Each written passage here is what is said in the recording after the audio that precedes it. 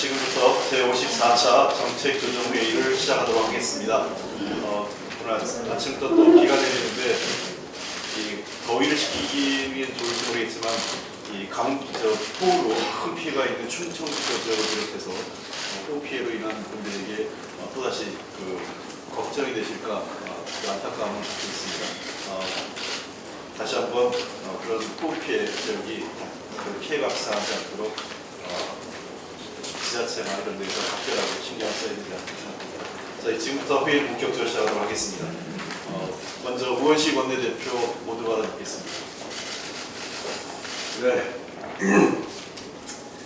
북한이 그제 서울 불바다 발언에 이어서 어제는 밤의 미군 기지를 화성 12호로 포위 공격하겠다고 위협하면서 연일 협박성 발언을 쏟아내고 있습니다. 북한은 현재 무책임한 탄도미사일 도발로 유례없는 초강도 유엔 제재에 직면해 있습니다. 그러나 여전히 과거 방식대로 위협과 도발로 국면을 전환할 수 있을 것이란 착각 속에 젖어 있어서 개탄스러울 뿐입니다. 불량 국가의 오명을 자랑스러운 역사처럼 여겨서는 더 큰 고립과 제재에만 직면할 뿐이라는 점을 명심하여야 합니다.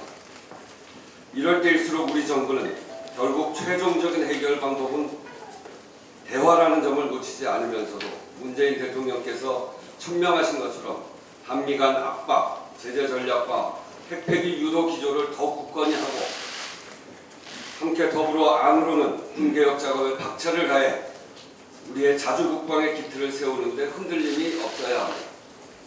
이처럼 문재인 정부가 북한 도발에도 한미 공조를 튼튼히 하고 있는 상황에서 우리 내부의 문재인 정부 흔들기가 기승을 부려 안타까울 뿐입니다. 자유한국당 정우택 원내대표는 예의주사파 운운하며 문재인 정부를 비난하고 홍준표 대표는 전술핵 배치처럼 위험천만한 천둥 벌거숭이 같은 소리로 국민들 속을 뒤집어 놓고 있습니다. 자유한국당은 북한처럼 색깔론 도발과 위협으로 정부를 흔들어서 살 길을 찾겠다는 심보인가 본데 북한처럼 고립만 자초하게 될 것입니다. 이번 아시안 지역 안보 포럼에서 확인된 것처럼 국제사회는 문재인 정부의 대화와 압박 병행에 강력한 지지를 보내고 있는데 정작 안방에서 정부 흔들기에 여념이 없는 자유한국당의 태도는 국제사회 웃음거리밖에 될 것입니다. 안보에는 여야가 없다는 말이 립서비스가 아니라면 이성을 되찾고 안보 위기 극복에 대호각성하고 동참하길 강력히 촉구합니다. 요즘 바른정당의 건전 보수 세력으로 자리매김하려는 이딴 행보를 환영합니다. 자유한국당은 연일 종북론, 색깔론으로 낡은 극우 보수 세력의 불태를 버리지 못하고 있는 상황에서 바른정당의 행보는 새로운 보수 세력의 구동을 기대해도 좋겠다는 기대를 갖게 합니다. 이혜영 대표가 취임 직후 광주 5.18 묘지를 참배하고 봉화마을을 방문하는가 하면 5.18 민주화운동을 소재로 한 택시 운전사 단체 관람을 계획하는 등 여전히 5.18 민주화운동을 부정하고 있는 자유한국당 외에 보수와는 차별화된 모습을 보이고 있습니다. 뿐만 아니라 산하의 바른비전연구회가 당내 추모 묵념 때 민주열사를 위한 묵념을 추가하는 등 일회성 이벤트가 아닌 대한민국 민주주의 역사를 인정하는 진정성 있는 태도를 보여주면서 변화를 모색하고 있습니다. 지난 보수정권 9년 동안 이념 갈등을 부추기고 생각이 다른 상대는 인정하지도 않고 부도덕한 수단까지 동원해가며 나라를 혼란에 빠뜨린 그것에 대한 반성과 성찰의 결과물이기를 기대합니다. 보수 세력으로서 문재인 정부의 안보 정책에 문제 제기를 하되 색깔론, 종북몰이에는 선을 긋겠다는 태도는 당면한 안보 위기에 적전분열을 우려하는 많은 국민들에게 환영받을 만한 자세입니다. 앞으로도 국회 운영 전반에서 합리적 견제 세력으로 기존 보수와는 다른 열린 보수, 새로운 보수의 모습을 보여주길 기대하며 왜 피만 바꾼 자유한국당의 모습이 아니길 진심으로 기대합니다. 이른바 관리라는 이름의 부정한 로비로 만들어온 삼성공화국의 민낯이 또 한 번 확인되었습니다. 특검이 법원에 제출한 삼성 장충기 전 사장과 언론사 간부, 전직 검찰총장, 학계의 교수들 사이에 주고받은 문자 메시지는 노골적이면서도 양심과 상식에 반하는 수많은 청탁과 로비의 정황이 담겨져 있었습니다. 이들이 삼성에게 받은 것은 보잘것없는 성의일지 모르지만 건넨 것은 타인의 정당한 권리와 보호받아야 될 가치일 수 있다는 점에서 참으로 개탄스러운 일입니다. 그 중에서도 어제 한겨레 보도에 알려진 삼성 측 백혈병 피해자들을 대리하는 박모 변호사에게 고가의 공연 티켓을 제공하는 등의 지속적인 로비 및 관리 사실이 큰 충격을 주고 있습니다. 문제의 이 변호사가 참여하고 있는 옴부스만 위원회는 삼성 백혈병 피해자 보상을 위해 피해자 가족과 삼성이 합의해서 설립한 기구로 무엇보다도 신뢰성과 중립성이 생명입니다. 그런데 그런 기구조차 삼성의 로비망에서 자유롭지 못했다는 것입니다. 무엇보다 온갖 유독물질에 둘러싸인 작업장에서 영문도 모르고 쓰러져간 노동자들의 억울한 죽음조차 로비의 대상일 수 있었다는 점에서 정말 분노를 느낍니다. 이미 삼성과 의심스러운 거래가 확인된 만큼 이 변호사의 거취는 물론 다른 위원들에 대한 추가 로비 시도를 포함해서 위법 여부 등 철저한 수사가 뒤따라야 할 것입니다. 덧붙여 더 이상 검은 맛으로 우리 사회의 정의와 상식, 양심이 농락당하는 일이 없도록 삼성의 잘못된 모습을 바꾸어야 합니다. 이는 삼성이 더욱 큰 기업으로 성장하는 밑거름이 될 것입니다. 이상입니다. 네. 다음은 김태년 정책위 의장 보도 발언 듣겠습니다. 어제 문재인 대통령께서 건강보험 보장성 강화 정책을 발표했습니다. 언론에서는 문재인 케어라고 이렇게 이름을 붙여주셨던데요. 저도 그 자리에 있었습니다만은 핵심은 건강보험 하나만 있으면 아픈데도 돈이 없어서 치료를 못 받는 일은 더 이상 없도록 하겠다. 치료비 때문에 서름받는 일은 없도록 하겠다는 것입니다. 그리고 가족 중 누군가가 큰 병에 걸리면 가정경제가 파탄나는 메디푸어 문제를 반드시 해결하겠다는 의지를 담고 있습니다. 어제 발표문에 있긴 합니다만 다시 한번 간단히 말씀을 드리면 의료비 증가의 주된 원인이자 민간 실손보험 가입의 주요 원인인 비급여 문제를 바로 잡을 것입니다.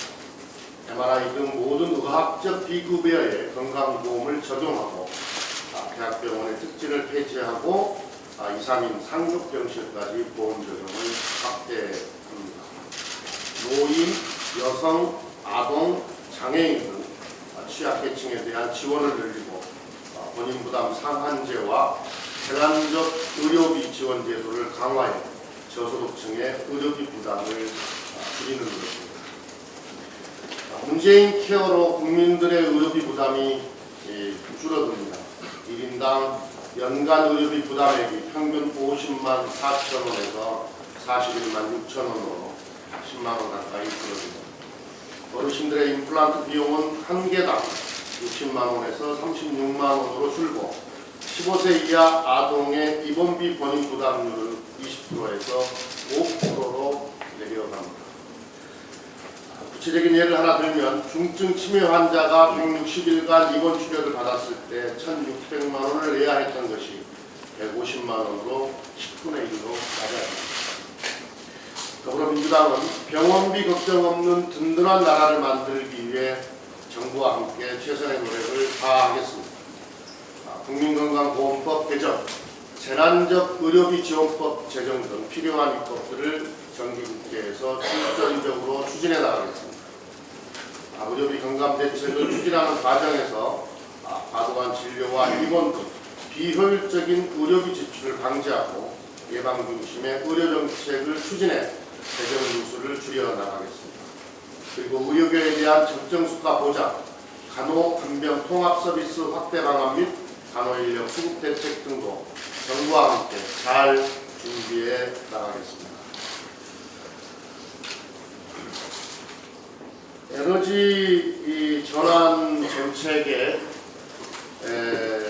반대하고 또 문제 제기를 하기 위해서 일부 언론이긴 합니다만 약간 억지스러운 보도가 계속되고 있습니다. 오늘도 이 문제를 말씀드리지 않을 수가 없습니다. 어제는 정부가 에너지 전환 정책을 위해 전력 설비 예비율을 낮추려 한다는 기사가 있었습니다. 팩트를 말씀드리겠습니다. 우선 전력 설비 예비율이 높을수록 좋은 것인지 따져볼 필요가 있습니다. 기사에서는 유럽 일부 국가의 설비 예비율이 100%가 넘는 곳이 있다. 또 그게 바람직한 방향이라는 듯이 말하고 있습니다. 유럽 국가의 예비율이 높은 이유 중 하나는 전력 생산을 시장에 개방해 민간 사업자들이 발전소를 많이 지었기 때문입니다. 이와 달리 우리나라는 학계, 전문가, 환경단체 등이 참여하는 전력수급계획위원회에서 전력수급의 안정과 국가경제의 효율성을 고려해 적정 설비 규모와 전력 예비율 등을 결정합니다. 전력 예비율은 전기 사용이 가장 많은 피크 시점의 최대 전력량보다 더 많은 발전 용량을 확보해 둔다는 개념인데, 예비율이 22%라는 것은 1년 중 전기를 가장 많이 사용하는 날에도 발전소의 22%는 가동하지 않는다는 뜻입니다. 현재 우리나라는 원전 105개 분량의 발전소가 있는데 평소에는 60개 분량 정도만 쓰고 여름, 겨울에 피크에도 85개만 쓰고 있습니다. 발전기 고장 등에 대비한 적정 수준의 예비율은 필요하지만 효율성을 고려한다면 예비율이 높다고 무조건 좋은 것은 아니라는 말씀을 드립니다. 8차 전력수급계획은 이제 본격적인 논의를 시작하는 단계입니다. 전력 설비 예비율도 아직 확정된 바 없으며 워킹그룹에서 논의 중인 상황에서 일부 전문가들의 의견이 보도된 것뿐입니다. 분명하게 말씀드리는데 에너지 전환을 위해 정부가 개입해서 에너지 정책 전환을 위해 정부가 개입해서 전력 예비율을 조정하거나 전력 수요 예측을 바꾸는 일은 절대 없습니다. 8차 전력 수급 계획은 공청회 등 투명한 과정과 충분한 의견 수렴을 통해서 확정해 나갈 것입니다. 다시 한번 말씀드립니다. 정부가 개입해서 전력 예비율을 조정하거나 전력 수요 예측을 바꾸는 일은 절대 없습니다. 8차 전력 수급 계획은 공청회 등 투명한 과정과 충분한 의견 수렴을 통해서 확정해 나갈 것입니다. 언론도 섣부른 추측성 보도는 자제해 주시기를 바랍니다. 간단하게 하나만 더 말씀드리겠습니다. 지난 8일 날 대통령의 가습기 살균제 사과는 국민들에게 또 다른 희망을 선사했습니다. 문재인 대통령이 가습기 살균제 피해자를 만나 정부의 책임을 인정하고 사과한 것은 국민의 환경권과 건강권을 정부가 지켜내겠다는 강력한 의지를 표명한 것입니다. 국가가 누구를 위해 존재해야 하는지 가장 명징하게 보여준 사례가 아닌가 생각됩니다. 더불어민주당은 생활화학물질로 인한 국민 피해를 신속히 구제하기 위해 생활화학물질 피해 구제기금 조성과 환경보건법 개정 등 필요한 제도적 장치들이 마련될 수 있도록 최선을 다하겠습니다. 네, 지금부터 공개 현안 발언이 있겠습니다. 먼저 박홍근 수석부 대표 현안 발언 있겠습니다. 네, 정치위원장께서 건강보험법 양성 강화 지표에 대해서 말씀을 하셨는데 짧게 하나만 더 붙이고 공영방송 정상화 관련해서 좀 말씀드리겠습니다.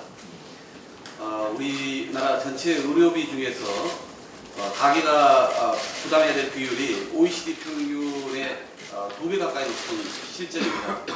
그런데 건강보험 보장률은 이명박, 박근혜 정부 기간에 오히려 뒷걸음쳤습니다. 저소득층의 상당수가 병원비로 인한 가계 파탄 위험 속에 있습니다. 그래서 문재인 정부가 이렇게 비급여 체계에 대해서 칼을 빼든 것은 최소한 국민들이 돈이 없어 치료를 포기하고 가족마저 인간적인 삶을 보장받지 못하는 일이 없게 하겠다는 겁니다. 그러나 보장성 강화에 필요한 재원 30조를 두고 벌써부터 일부에서는 건강보험 적립금 고갈을 이야기하고 있는데 이는 대단히 성급한 발상입니다. 국민건강보험법과 국민건강증진법에 따라서 정부는 건보료 예상 수입액 20%를 지원하도록 했으나 그동안 편법적인 방식으로 법정 기준에 못 미치는 재정을 지원해 왔습니다. 법정 지원액만 제대로 지켜져도 건보료 인상 또는 고갈 우려는 상당 부분 해소될 수 있는 겁니다. 앞으로 우리 당은 이번 대책과 관련해서 사회적 협의를 토대로 관련법의 국회 처리와 건보료 지원 재정 확보 등의 필요한 조치를 빈틈없이 준비해서 문재인 케어가 성공적으로 시행될 수 있게끔 최선을 다하겠습니다. 최근 흥행몰이 중인 영화 택시 운전사에는 광주 MBC가 불타는 장면이 나옵니다. 진실을 내면하고 흰 군부에 일방적 허위 사실을 뉴스로 내보낸 것에 대해서 광주 시민의 분노가 표출된 결과입니다. 안타깝게도 37년이 지난 오늘날에도 공영방송은 여전히 국민의 신뢰를 얻지 못하고 있습니다. 지난 10년간 권력 감시에 책무를 방기하고 정권의 입맛에 맞는 뉴스만을 만들면서 시청자의 외면을 받고 있기 때문입니다. 공영방송의 정체가 골마 터지는 수준에 이르렀습니다. KBS 구성원들은 고집 거부 선언이 줄을 잇고 있고 MBC에서는 블랙리스트 문건이 공개됐습니다. 특히 MBC는 2012년 공정방송 파업 이후에 내려진 징계 처분만 71건에 달하고 비제작 부서 관련 등 부당 정보 인원도 187명이나 됩니다. 이 문제로 고용노동부가 특별 근로감독을 실시하고 일부 책임자를 수사 대상으로 전환했지만 이 와중에도 MBC 경영진은 노조원에 대한 대규모 징계 절차를 밟고 있습니다.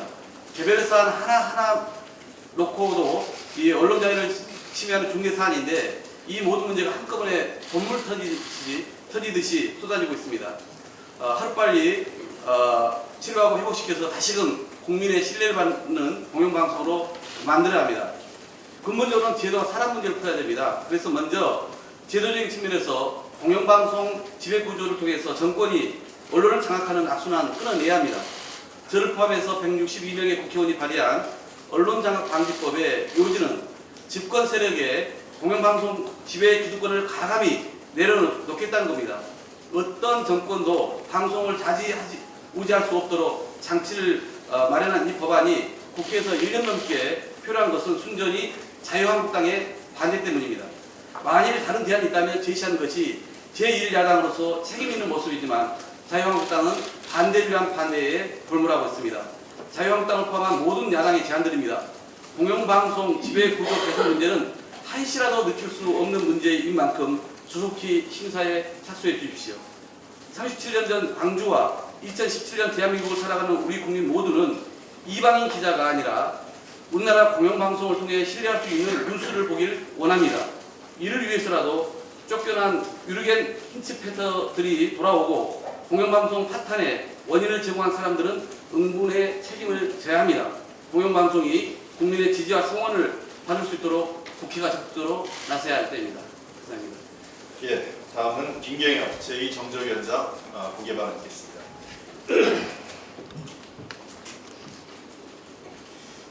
예, 국정원의 적폐 청산, 정치개입 근절 등의 국정원 개혁에 대해서 자유한국당 등의 야당이 연일 정치 보고 운동하고 있는데요. 그동안 국정원이 선거 때면 후보 검증도 해주고 댓글 부대 총동원해서 선거 운동까지 해주니까 지금도 아마 국정원을 자기 당의 산하 조직으로 착각하고 있는 듯 합니다. 박근혜 정부의 국정원에서 박원순 제안문건 그리고 양승태 대법원장 사찰 의혹의 책임자이자 국정농단 관련 국정원 비선 실세로 알려진 추명호 전 국정원 국장이 명예퇴직했다는 언론 보도가 있었습니다. 알아보니 국정원은 새 정부 출범 전에 이전에 추 전 국장을 명예퇴직 형식으로 퇴직시킨 것인데요. 통상적으로 국정원 직원의 퇴직 시기는 매년 6월과 12월 두 차례 있는데 추 전 국장의 퇴직 시기는 매우 이례적입니다. 또한 추정국장은 청와대 비선보고 군 인사개입 등 국정원 적폐의 핵심이라는 의혹을 받고 있으며 청문회 불출석 등으로 인해서 검찰에 기소된 상태인데 징계 절차도 없이 명예퇴직을 했다는 것은 그동안 국정원 내부 비리를 은폐하거나 면죄부를 주려는 시도로 볼 수밖에 없습니다. 따라서 국정원은 추 전 국장의 정확한 퇴직 시기와 사유 등을 공개하고 국정원 개혁 TF는 이 문제 역시 철저히 조사해서 진상을 밝혀야 할 것입니다. 북한의 계속된 도발로 한반도 정세가 매우 불안합니다. 북미 간의 강대강 극한 대결로 치닫고 있는 상황입니다. 마치 시한폭탄을 싣고 마주 달리는 열차와 같은 형국입니다. 물론 확실한 국방개혁을 통해서 안보를 튼튼히 하는 건 기본입니다. 그러나 어떤 경우에도 군사적 충돌, 전쟁은 막아야 하고 이를 위해서 대화 환경 조성을 위한 외교적 노력에 집중해야 될 때입니다. 북한은 무모한 도발 행위와 협박을 즉각 중단하고 대화에 나서야 하고 미국 역시 군사적 압박만을 강조할 것이 아니라 대화의 환경을 조성하기 위한 적극적인 노력도 병행해야 할 것입니다. 중단 10년째를 맞는 금강산 관광기업 그리고 5.24 조치로 인해서 사업이 중단된 내륙기업과 개성공단 폐쇄로 도산위기에 처해 있는 우리 기업들에 대한 지원은 문재인 정부의 공약사항입니다. 정치적 상황에 의해 어려움을 겪고 있는 우리 기업들이 이번 추석 전에라도 조금이라도 위안을 받을 수 있도록 정부가 지원 논의에 속도를 내야 할 때라고 생각합니다. 통일부뿐만 아니라 특히 국무조정실과 기획재정부가 이 사안을 적극적으로 대응해 주기를 주문합니다. 이상입니다. 네. 다음은 그 이윤의 제5정조위원장 공개 발언하겠습니다. 제6정조위원장. 죄송합니다. 예, 초등 교원 등에 대한 2018학년도 임용 선발 인원을 사전 예고한 이후에 교원 수급 정책에 대한 우려가 매우 커지고 있습니다. 이렇게 현재 문제가 되고 있는 초등교원 임용 선발 인원 축소로 인한 혼란의 근본적인 원인은 지난 정부의 있음을 먼저 지적하지 않을 수 없습니다. 중장기적인 비전을 가지고 추진했어야 하는 교원 수급 대책을 이번 서울시 교육청 사례에서 드러났듯이 정책적으로 실패한 것입니다. 초등 임용 대기자가 3,518명이나 되는 상태를 계속 방치했고 명예퇴직 교원 수도 제대로 예측하지 못한 상태에서 중장기 계획이 없는 교원 수급을 해온 것이 이 문제의 근본적인 원인이라고 할 것입니다. 교육청에서 미임용 대기자를 우선 고려해야 한다는 점을 아무리 호소해도 지난 정부에서는 청년 일자리를 늘린다는 이유로 대책 없이 선발 가능한 인원보다 많은 인원을 임용하라고 압박했다고 하는 것은 정말 이해하기 어렵습니다. 그리고 교원 정원을 관리하는 주체는 교육부입니다. 그런데 정작 행정안전부에서 교원 확보 숫자를 최종 결정하는 것은 이번 기회에 해결해야 할 과제라고 봅니다. 저희 더불어민주당은 그동안 이렇게 쌓여온 문제를 해결함과 동시에 교육의 질을 근본적으로 높이는 방향에서 이번 혼란을 수습해 나가도록 하겠습니다. 먼저 교육부를 비롯한 관계 부처는 물론이고 시도 교육감 등과의 협의를 통해서 제대로 된 중장기 교원 수급 대책을 마련하도록 하겠습니다. 중장기 교원 수급 대책에는 교원 양성기관의 역할과 기능을 포함하고 정치적인 유불리에 따라서 교원의 양성과 수급 정책 그리고 선발 인원이 원칙 없이 흔들리지 않도록 하겠습니다. 두 번째로 국정과제 이행을 통해서 교원 수급 정책을 넘어서 교실 혁명을 통한 공교육 혁신을 이루겠습니다. 문재인 정부는 교원 1인당 학생 수를 OECD 평균 수준으로 만들겠다고 약속했고 초등학교 저학년에는 기초학력 보장을 위한 교사 증원과 고교 학점제를 공약한 바 있습니다. 교원의 증원은 꼭 필요한 과제인 만큼 교육부와 행정안전부 등 유관부처가 적극적으로 문제 해결에 나서야 합니다. 당에서 그렇게 정책을 견인해 나가도록 하겠습니다. 마지막으로 지금 당장 논란이 되고 있는 초등학교 교원 정원 문제 해결을 위해서 적극 나서겠습니다. 초등학교 교원을 포함한 교원 정원은 매년 관계부처 협의를 통해서 9월 중순에 최종 확정되는 만큼 이번 정원 배정에 따른 임용 선발 인원은 최종 정원에 따른 선발 인원은 아닙니다. 그리고 각급 학교와 지역에 따른 요구도 서로 크게 차이가 있습니다. 현재 교육부가 관계부처와 최종적인 교원 정원 협의를 진행하고 있는 상태입니다. 더불어민주당에서는 급격한 교원 선발 인원 변동에 따른 문제를 그리고 현장의 구체적인 요구를 면밀히 검토해서 교육부와 행정안전부 등 관계부처와의 협의를 통해서 초등 교원 정원 문제와 관련한 현장의 혼란을 최소화하고 시급히 문제를 해결할 수 있도록 노력하겠다는 말씀을 드립니다. 감사합니다. 네, 남은 위성군 부대표 하는 바를 듣겠습니다.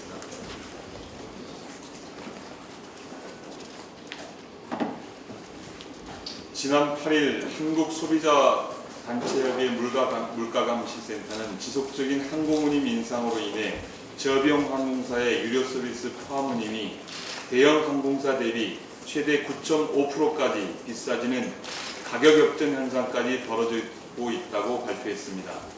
당초 대형 항공사보다 낮은 비용, 낮은 가격에 차별성을 두며 성장한 저비용 항공사의 항공 운임이 현재는 대형 항공사와 큰 차이가 없을 정도로 인상됐다는 것입니다. 또한 한국소비자단체협의회는 이용객 증가, 요리비 감소 등으로 7개 저비용 항공사의 작년 영업이익이 2012년 대비 최대 26배까지 증가했음에도 불구하고 운임을 일제히 인상한 것은 납득하기 어렵다고 덧붙였습니다.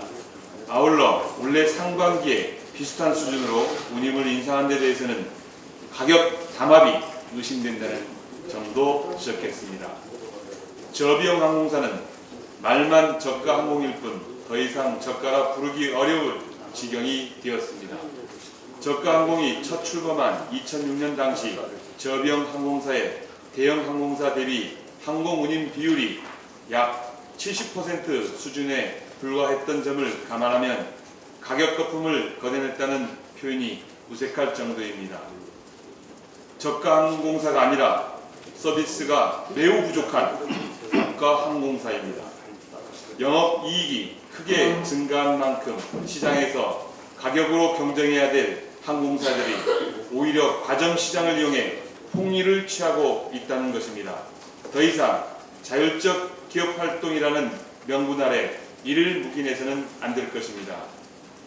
국내 항공운임 결정을 현행 예고제에서 인가제로 시급히 변경해야 합니다. 국내 항공운임을 20일 이상이 예고만으로 결정, 변경하도록 한 현행 예고제가 2009년에 시행되었지만 국민들을 외면한 채 과도한 인상 요금을 불러왔습니다. 항공사들의 기업 활동도 중요하지만 과점 시장을 이용해 막대한 이익을 남기고도 요금 인상을 통해 국민들로부터 폭리를 취하는 행태는 바로 잡아야 합니다. 우리 당은 적극적으로 개입해서 이 문제를 풀어나가겠습니다. 네, 다음은 조승래 부대표 하는 바를 듣겠습니다. 예, 원내부급 부대표 조승래입니다. 잠시 후 10시 반에 교육부에서 수능 개편 시안을 발표를 하게 돼 있는데 그것과 관련해서 말씀드리고자 합니다. 교육부 오늘 이제 발표를 하는데 그 수능 개편과 관련된 내용은 대선 공약 절대 평가로의 전환을 핵심 골자로 하고 있을 것이고 그 내용에 대해서는 제가 말씀드리지 못했는데요.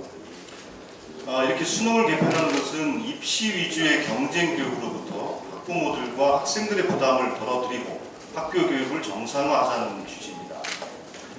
여러 조사에서 보듯이 한국교원단체가 전국 교사 2,077명을 대상으로 한 여론조사에서 수능의 절대평가 전환에 대해서 51.9%가 찬성을 한 바 있었고, 그리고 교육시민단체의 사교육 걱정 없는 세상에 대해서 시민들을 상대로 한 여론조사에서도 57.5% 달하는 시민들이 동의를 표명했습니다. 대체적으로 수능의 절대평가 전환에 대해서 현장의 교사들과 시민들이 동의를 하는 비율이 높다는 말씀을 드리고요. 오늘 교육부가 시안을 발표하고 나서 이렇게 찬성이 높음에도 불구하고 국민들과 현장의 목소리를 듣는 의견 수렴 과정을 한 번 더 거쳐서 수능 개편안에 대한 확정 발표를 할 것으로 되고 있습니다.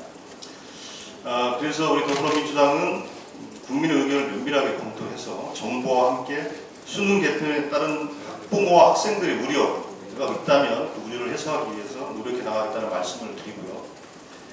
교육부의 수능 개편안이 학교 교육의 정상화를 여는 그런 단초가 되기를 기대합니다. 상황이 이런데 자유한국당의 일부 의원들은 이런 발표자기자 이런 얘기들을 하십니다. 새로운 사교육이 횡행할 것이다.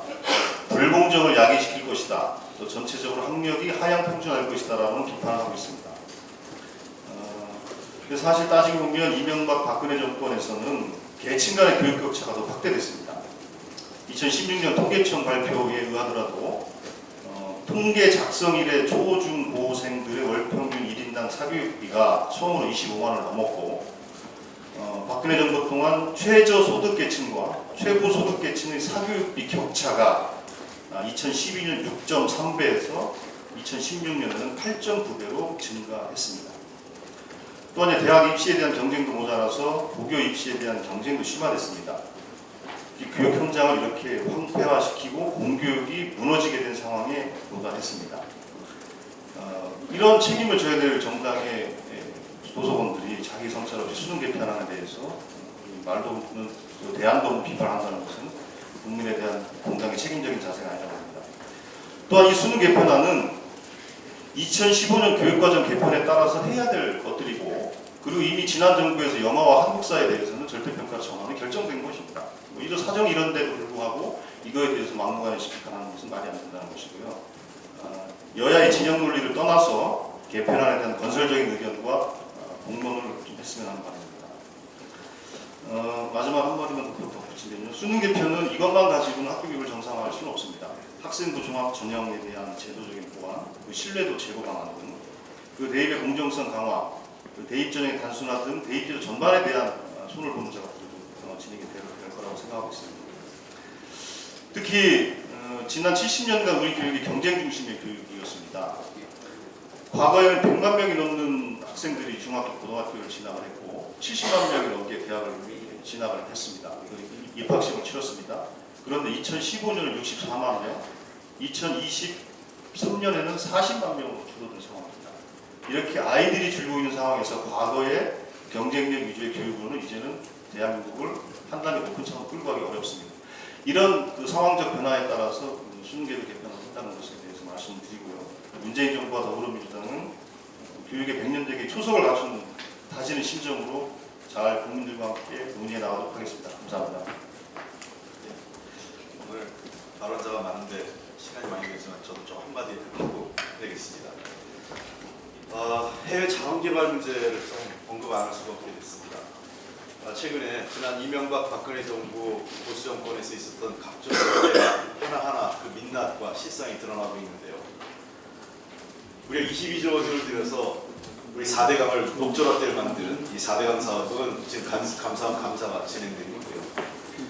방산비리는 검찰의 수사가 진행 중에 있습니다. 그리고 소위 그 정치기 국정법 위반 관련된 국정원의 적폐청산과 관련된 개혁발전위원회가 지금 본격적으로 가동 중에 있어서 국정원의 적폐를 지금 확인 중에 있습니다. 근데 이 해외 자원 개발은 좀 유통지대입니다. 이명박 정부가 수십조 원을 투자해서 막대한 손실을 초래한 대규모 실패 사업입니다. 이명박 정부 당시에 공기업 대항화 정책으로 무려 41조 원이 투자가 되는데요. 당시 어떤 제대로 된 평가도 없었고 과도한 차입에 의존했고 정치권의 무리한 개입으로 인해서 대부분의 공기업이 경영악화 상태에 빠졌습니다. 특히 자원 3사, 가스공사, 석유공사, 광물자원공사는 심각한 경영난에 처해 있습니다. 석유공사 예를 들면 지금 2016년 말 기준으로 부채 비율이 무려 529%로 부분적으로 자본 잠식 상태입니다. 광물자원공사는 더 심각합니다. 2016년 말 기준으로 이제 더 이상 부채를 표시할 수가 없습니다. 완전 자본 잠식입니다. 지금 대표적인 문제가 되는 사업이 하베스트 같은 경우 무려 4조 원이 투자됐는데 고작 40억이 회수가 됐고요. 여전히 유가가 80달러 이상은 돼야 경영 환경이 개선됩니다. 근데 아시는 바와 같이 현재 유가는 40달러네요. 볼레로 사업도 무려 1조 4천억 이상이 투자됐는데 회수된 돈은 1,700억에 불과하고 감사원은 사업성도 없고 수익성 부족으로 사업 중단을 얘기하고 있습니다. 안바토비 사업 역시 1조 4천억 정도가 투자되는데 회수된 건 고작 240억 원입니다. 니켈 가격도 사상 최저 가격으로 떨어져 있습니다. 이러한 공기업 정상화를 위해서 앞으로 국민 열세가 얼마나 투자될지 가늠할 수 없는데요. 2015년 당시에 이 자원외교와 관련된 국정조사가 실시됐는데 당시 여당인 새누리당의 사실상 태업과 방해로 제대로 된 조사를 못했습니다. 국정조사 결과보고서조차 채택 못했고 주요 관련자들을 참고인으로 또 증인으로 채택도 못했습니다. 이렇게 막대한 국민 혈세를 낭비하고 앞으로도 더 많은 혈세가 들어가야 될 이 자원외교 부실한 자원외교 사업에 대한 본격적인 조사가 필요하다고 생각합니다. 산업부가 국정원처럼 해외 자원개발과 관련된 실태조사를 제대로 해서 보고를 했으면 좋겠고요. 그런 쪽으로 협의를 해나가겠습니다. 아울러서 이 사업의 핵심 인물이 이명박 전 대통령, 이상득 전 부의장, 그 다음에 최경환 당시 산업부 장관, 그 다음에 박영준 당시 산업부 차관, 당시 지식경제부였죠. 이 모든 분들에 대해서 철저한 조사와 수사가 반드시 필요하다고 생각합니다. 두 번째 언론개혁 문제 좀 얘기해야 되겠습니다. 아까 원내대표님하고 수석부 대표님이 말씀을 하셨지만 민주주의 최후의 보루로서 권력과 자본을 감시하는 기사를 써야 할 언론이 정말 이렇게 망가질 수 있나 싶습니다. 삼성그룹 실세인 장충기 사장과 언론계 인사들이 관련된 이 커넥션과 주고받은 문자 내용 보면 참으로 민망하기 짝이 없습니다. 언론사 전현직 간부들과 기자들 다수가 장 전 차장에게 개인 신상이나 자녀와 관련된 청탁을 하거나 정부 보호 등의 문자 메시지를 보냈는데요. 사실상의 충성 맹세나 다름없어 보이는 영화 내부자들을 보는 듯한 착각마저 들 정도입니다. 그리고 최근에 회사에 대한 충성도, 노조와의 친소관계, 파업 참가 등을 따져서 카메라 기자의 성향과 등급을 나눈 MBC파 블랙리스트가 또 불거졌죠. 파업 참가 아나운서는 마이크 앞에 못 서게 했다거나 집이 일산이면 저 멀리 용인과 관련되는 등 정말 치열하게 짝이 없는 직원 이 내부 이 언론 자유를 수호하려는 내부자들에 대한 이 탄압이 MBC에 대해서 정말 이루 말할 수 없는 행태가 있었습니다. 이게 정말 공영방송에서 있을 수 있는 일인가 싶습니다. 보수 정권 시절에 누적된 이런 모든 언론 적폐 개혁해야 됩니다. 실제로 언론계 스스로 이런 청탁과 관련된 삼성과의 거래에 관련된 이미 인물들이 드러났기 때문에 이런 분들에 대해서는 언론사 스스로의 자정 노력이 필요합니다. 그리고 최소한 언론계 대표 하시는 분들, 각 언론사의 해당 언론사의 대표분들의 대국민 사과는 있어야 되지 않을까 생각됩니다. 우리나라 언론 지수가 2006년 31위에서 2012년 70위로 추락했습니다. 이게 지금 우리 언론의 현주 정보입니다. MBC파 블랙리스트에 대해서 검찰이 철저하고 신속한 조사 이루어져야 됩니다. 아울러 장충기 전 삼성 실장과의 관련된 분들, 소위 부정청탁과 관련된 내용이 있으면 김인환법 제정 이후에 있던 거라면 검찰 수사 대상입니다. 반드시 조사해야 되고 수사해야 됩니다. 권력과 자본에서 벌어지면 독자와 가까워진다는 말이 있습니다. 권력과 자본을 감시하는 민주주의 최후의 보루가 방송이 됐으면 좋겠습니다. 특히 최근에 MBC 문제는 정말 제가 지난번에 MBC 한번 지적했더니 MBC 방송에서 수도 없이 방송 장악하려고 한다고 하는데 정말 방송 장악하고 싶은 생각 없습니다. 지금 MBC 방송 장악해서 정부에 무슨 도움이 되겠습니까? 방송사 로고 들고 국민들 앞에 나서지 못하는 공영방송 장악해서 정권에 무슨 도움이 되겠습니까? 먼저 MBC를 비롯한 공영방송들이 국민의 신뢰와 공정성을 회복하는 자정 노력해 주십시오.